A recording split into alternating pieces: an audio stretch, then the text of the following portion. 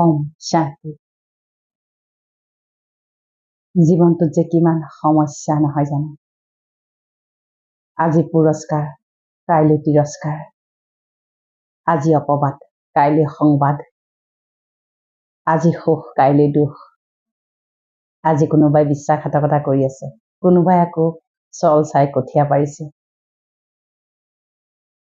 কোনোবাই জানি বুজি যন্ত্ৰণা দি আছে, কোনোবাই নজনাকৈ দি আছে। এতিয়া কথা হ'ল, আপুনি সেইবিলাককে জানো জীৱনৰ অৰ্থ হিচাপে লৈ আহিছে? এটা প্ৰশ্ন কৰিবলগীয়া কথা। যেতিয়া আমাক সমস্যাৰে ঘেৰি ধৰে, আমি কেৱল সমস্যা কেন্দ্ৰিক হৈ থাকোঁ। সমস্যা সমস্যা সমস্যা, য'তেই ত'তেই তাৰে আলোচনা, ফোনত তাৰ আলোচনা, কথাত তাৰ আলোচনা। কিন্তু কেতিয়াবা আমি সমাধান স্বৰূপৰ কথা পাতিছিলোঁ, সেইখিনিতে আমাৰ ভুল হৈ যায়। জীৱনত আহিবই সমস্যা, ইয়াতকৈও বেছি আহিব। হাৰি নাযাব, একেবাৰে হাৰি নাযাব, মৰি নাযাব, নিজকে ডিপ্ৰেশ্যনৰ বলি নকৰিব, মানসিক এংজাইটি নকৰিব, হঠাতে খং নুঠাব। সকলোতকৈ ডাঙৰ কথা হৈছে, যদি আপোনাৰ খঙৰ পতন হয়, আপুনি কিন্তু খুব কম সময়তে জীৱনটো কিন্তু পুনৰুদ্ধাৰ কৰিব পাৰিব। কিন্তু প্ৰতিটো সমস্যাক প্ৰথমতে সমাধান স্বৰূপে যেতিয়া চাবলৈ আৰম্ভ কৰি দিব, দেখিব সমস্যাটো নগণ্য হৈ পৰিব। আপোনাক মানসিকভাৱে শক্তিশালী হ'বই লাগিব। আপুনি সংসাৰত এইবিলাককে ভোগ কৰিবলৈ অহা নাই দেই। আপুনি সংসাৰত কেৱল এয়াই ভোগ কৰিবলৈ অহা নাই। আপোনাক কোনোবাই দুখ দিব, আপুনি দুখতেই থাকি যাব। জীৱনটো বহুত কম দিনীয়া। আজিকালি মানুহৰ লাইফ চাৰ্কেল বহুত কমি গৈছে। গতিকে এইখিনি সময়তে আপুনি উদযাপনো কৰিব লাগিব। পৰমাত্মাইতো কয়, লাইফ ইজ এ ফেষ্টিভেল। জীৱনটো হেনো এটা উৎসৱ। মোৰ বাবেতো উৎসৱ, আপোনাৰ বাবে উৎসৱ হ'বলৈ বেছি সময় নালাগিব দেই। গতিকে অকণমান নিজৰ লগত থাকিব লাগিব। হ'ব, আপোনাক কোনোবাই দুখ দিছে, কোনোবাই অশান্তি দিছে, কোনোবাই বিশ্বাসঘাতকতা কৰি আছে, সেইটো তেওঁৰ কৰ্ম, তেওঁ কৰি আছে। আপুনি প্ৰভাৱান্বিত কিয় হৈছে? বিচাৰযোগ্য কৰি চোৱাৰ যিটো কেপাচিটি। ছাপ'জ কাৰোবাক কিবা এটা কৰিব দিছিল, তেওঁ নকৰিলে খং উঠি যাব। সন্তানক কিবা এটা কৈছিল, কৰিব নিদিলে খং উঠি যাব। আটাইতকৈ ডাঙৰ কথা হৈছে, এতিয়া আমি উৰহৰ খং ভগাধাৰীত ঝাৰো, কাৰোবাৰ খং ক'ৰবাত ঝাৰো। এই কামটো কৰোঁতে কৰোঁতে কৰোঁতে আমাৰ আত্মিক বেটাৰীটো একেবাৰে শেষ হৈ গৈছে। হাৰি নাযাব। খংটোক আপোনাৰ হৰাই পেলাওক, খঙক হৰাওক। খঙে আপোনাক কিন্তু পৰম শত্ৰু। খঙে কিন্তু আপোনাক কেতিয়াবা বহুত ডাঙৰ বিপদৰ মুখামুখি কৰাব দেই। খং কমাবৰ বাবে কেৱল মই শান্ত, মই জ্ঞানী, মই শান্ত, মই শান্তিৰ প্ৰতিমূৰ্তি, মই শান্তিৰ স্তম্ভ। মোৰ প্ৰকম্পন শান্ত, মোৰ বাণী শান্ত, মোৰ দৃষ্টি শান্ত, মোৰ সংকল্প শান্ত। মই শান্তিৰ সাগৰ, পৰমাত্মাৰ সন্তান হওঁ। ৰাতিপুৱাৰ পৰা সন্ধিয়ালৈ কেৱল সংকল্প লওক। কিবা এটা কৰিব লাগিব। আপুনি কিবা এটা কৰিব লাগিব। সংকল্পৰূপী কেপচুল এতিয়া আমি খাবই লাগিব, দৈনন্দিন খাব লাগিব, হয়নে? একো নকৰাকেনো আপুনি কেনেকে সলনি হ'ব? এতিয়া সকলোকে একো নকৰাকে সলনিটো লাগে, কেনেকে হ'ব? কোনো তাবিজ, কবচ, কিবা ষ্টন, কিবা মালা, কিবা মণি মুকুতাই আপোনাৰ জীৱন একেবাৰে সলনি কৰিব নোৱাৰে। টেম্পৰাৰীলি কিবা অকণমান অনুভূতি দিব পাৰে, কিন্তু আপুনি নিজৰ কাৰণে কৰিবই লাগিব। সংকল্প লওক আৰু মেডিটেশ্যন কৰক। সকলোতকৈ ইম্পৰ্টেণ্ট মেডিটেশ্যন সকলোৱে কৰিব পাৰে। মোৰ ইউটিউবত বিভিন্ন ধৰণৰ মেডিটেশ্যন মই কৰাই থোৱা আছে। আপুনি যাওক, মেডিটেশ্যনটো লগাই লওক। মই যিদৰে কৈছোঁ সেইভাৱে অনুশীলন কৰক আৰু আপুনি এনেকৈ আৰম্ভণি কৰক। কিবা এটা কৰক, নিজক বচাওক, নিজক ভাল পাওক। ভাল ধুনীয়া কাপোৰ পিন্ধি মেকআপ চেকআপ কৰি আমি গুচি যোৱাটোকে নিজক ভাল কৰাটো নুবুজায়। শাৰীৰিকভাৱে আকৰ্ষণীয় হৈ থাকিবলৈ চেষ্টা নকৰিব, মানসিকভাৱে আকৰ্ষণীয় হৈ থাকিবলৈ চেষ্টা কৰক। আত্মাক জাগ্ৰত কৰক, হয়নে? কাৰণ মন বুদ্ধি যেতিয়া মৰি থাকে, মন মৰা মানে কি? সকলো মৰা। কি আপুনি আনৰ কাৰণে মন মাৰিবলৈকে জীয়াই আছে নেকি? আপুনি কি আনৰ কাৰণে এই চিন্তা ল'বলৈকে আপুনি জীৱন যাপন কৰি আছে নেকি? লোকৰ চিন্তা, লোকৰ অপব্যৱহাৰ, লোকৰ কিবা সংস্কাৰৰ দ্বাৰা প্ৰভাৱান্বিত হৈ আপুনি শুই কান্দি ভাত পানী নোখোৱাকে থাকিবলৈ জীয়াই থাকি আছে নেকি? এয়া কৰিবলৈকে জন্ম লৈছিল নেকি? নিশ্চয় নহয়। যিমানেই ডাঙৰ ঋষি মুনি যোনেই নহওক কিয়, যদি সাংসাৰিক জীৱনত থাকে, প্ৰতিজনে তেনেকুৱা ধৰণৰ সমস্যাৰ কিন্তু মুখামুখি হ'বই লাগিব। নাভাবিব যে আমি আধ্যাত্মিকতাত থকা সকলে বৰ সুখ শান্তিত বা এনেকেই আমাৰ জীৱনটো চাগৈ চলি গৈছে। আমি আনক পৰামৰ্শ দিছো, উপদেশ দিছো, নিজৰ জীৱনত বা কি গতি আছে দেই, নাভাবিব তেনেকে।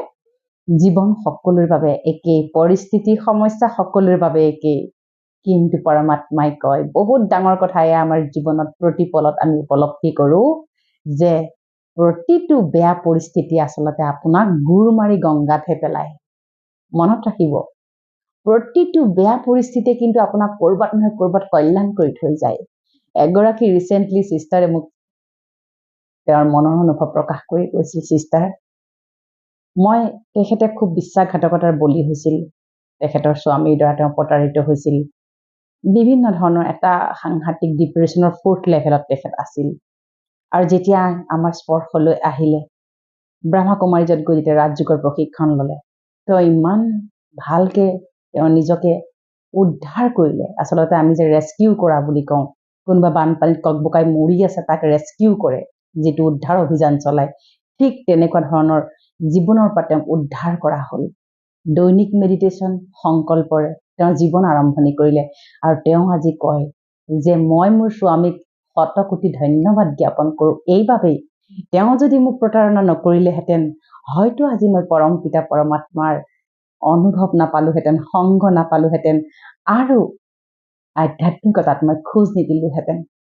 আজি মোৰ সকলো ফালে ধনে ধান্যে সম্বন্ধ সম্পৰ্কই সকলো ফালৰ পৰা মই প্ৰচুৰ সৌভাগ্যশালী। আৰু তেওঁৰ শুদ্ধ সংকল্পৰ বলত তেওঁৰ স্বামীও বিপথে পৰিচালিত হোৱা সেই স্বামীজনো লাহে লাহে সৎপথলৈ আহিবলৈ সক্ষম হ'ল। কিয়? কাৰণ সেই মাতাগৰাকীয়ে প্ৰতিজ্ঞাবদ্ধ হ'ল যে নহয়, মই যি ধৰণৰে বিশ্লেষণ কৰি আছো, যি ধৰণৰে মই মৰু অৱস্থাত জীয়াই আছো, তেনেকৈ মোৰ সংসাৰ নিটিকিব, মই কিবা এটা কৰিব লাগিব। গতিকে আপুনি কিবা এটা কৰাৰ আপুনি কিন্তু একশ্যন আপুনি লৈ লওক যে কৰিব লাগিব, পৰিৱৰ্তন হ'ব দেই। গতিকে সেইটোৱে কৈছে যে মোৰ স্বামীয়ে মোক গুৰ মাৰি গংগাত পেলালে, তেখেতক শতকোটি প্ৰণাম। প্ৰতিটো বেয়া কৰ্ম, বেয়া কিবা এটা যদি ঘটি গৈছে আপোনাৰ, তাৰ অন্তৰালত ইমান ভাল নেপথ্যত ইমান ভাল এটা যে আপোনাৰ কাৰণে কিবা শুভ সংবাদ থাকিব পাৰে, আপুনি সেইটো উপলব্ধি কৰিব অলপ সময় লাগিব দেই। হতাশাগ্ৰস্ত নহব। ইয়াত সকলো প্ৰাকৃতিক প্ৰবাহ চলি আছে, কাৰো গাত ক'তো দুখ নাই, সকলোৱে নিজৰ নিজৰ কৰ্মৰ পাঠ বজাই আছে। আপোনাক বিশ্বাসঘাতক কৰি থকা জনে, আপোনাক ঠগি থকা জনে, আপোনাক মিছা কথা কোৱা জনে কৰবাত কিবা কৰি আছে, কৰি থাকক, সেয়া তেওঁৰ সম্পৰ্কত, তেওঁৰ সংস্কাৰ, তেওঁৰ কাৰ্মিক তেওঁৰ লগত যাব। আপুনি তাত গৈ পেলাই হাত ধুই তেওঁৰ জীৱনত সোমাই নপৰিব। কিয়নো স্বামী স্ত্ৰী হ'ল বুলি আৰু কাৰোবাৰ জীৱনত ঘুটি পাকি সোমাই যাবলৈতো অন্তত সেইটোতো আমাৰ আচলতে অধিকাৰ নাই। ই হৈছে মানৱ অধিকাৰৰ বিপৰীত কথা। আপোনাৰ কৰ্ম হৈছে আপুনি আপোনাৰ কৰ্ম সুন্দৰভাৱে পৰিচালনা কৰক। কত কৰ্ম আছে কৰিব পৰা, তাত ব্যস্ত হৈ পৰক। যিমান ব্যস্ত হৈ থাকিব, যিমান সংকল্প ল'ব, যিমান নিজকে আগুৱাই নিব, আপুনি দেখিব জীৱনৰ দশা আৰু দিশা ট্ৰেক চেঞ্জ হৈ যাব আপোনাৰ। ৰাতিপুৱা সংকল্প লৈ আপুনি আৰম্ভণি কৰি চাওকচোন, মইতো কত সংকল্প দি আছো, তাৰোপৰি মোৰ যিখন পুথি যেনেকৈ সমস্যা তেনেকৈ সমাধান, তাত মই বহু সংকল্প লিখি ৰাখিছো। আপুনি সেইবোৰ অনুশীলন কৰিব পাৰে। ৰাতিপুৱাৰ জ্ঞান মুৰলি আপোনালোকে শুনিব পাৰে, ৰাজযোগৰ প্ৰশিক্ষণ ল'ব পাৰে, ব্ৰহ্মকুমাৰী প্ৰতিষ্ঠানত গৈ পেলাই তাৰ প্ৰশিক্ষণ আপুনি ল'ব পাৰে। কিন্তু জীৱনটোত হাৰি নাযাব দেই, হাৰি নাযাব। একো হোৱা নাই আপোনাৰ, একোৱে হোৱা নাই। প্ৰতিটো পৰিস্থিতিয়ে বা প্ৰতিটো আপোনাৰ অশান্তি অসুয়ে কিন্তু আপোনাক শক্তিশালী কৰিবলৈ আহে। আপুনি নেপথ্যত তাৰ সেই শক্তি স্বৰূপ যিটো উৎস, সেইটোক আপুনি উদ্ধাৰ কৰিবলৈ চেষ্টা কৰক দেই। সকলো মৰা কি আপুনি আনৰ কাৰণে মন মাৰিবলৈকে জীয়াই আছে নেকি? আপুনি কি আনৰ কাৰণে এই চিন্তা ল'বলৈকে আপুনি জীৱন যাপন কৰি আছে নেকি? লোকৰ চিন্তা, লোকৰ অপব্যৱহাৰ, লোকৰ কিবা সংস্কাৰৰ দ্বাৰা প্ৰভাৱান্বিত হৈ আপুনি শুই কান্দি ভাত পানী নোখোৱাকে থাকিবলৈ জীয়াই থাকি আছে নেকি? এয়া কৰিবলৈকে জন্ম লৈছিল নেকি? নিশ্চয় নহয়, নিশ্চয় জন্ম লোৱা নাই আপুনি এইবিলাক কৰিবলৈ।